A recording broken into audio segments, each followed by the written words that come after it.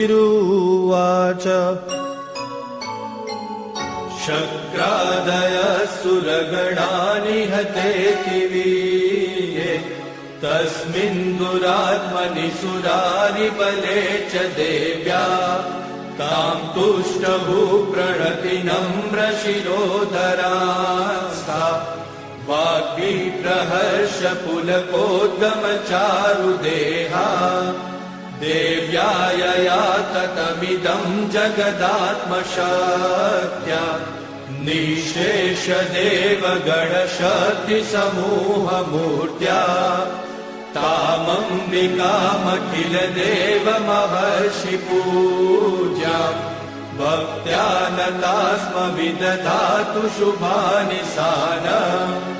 यस्या प्रभावमतुलं भगवाननन्तो ब्रह्माहरश्च न हि वक्तुमलं बलं च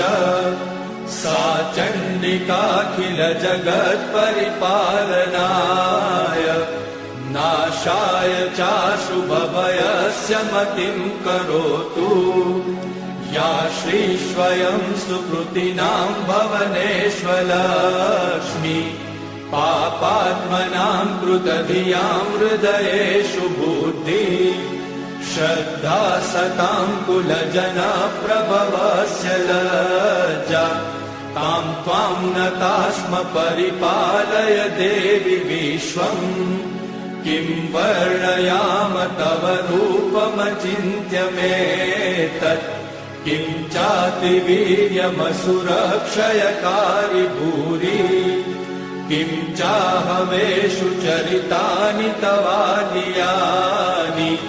सर्वेषु देवसुरदेवगणादिकेषु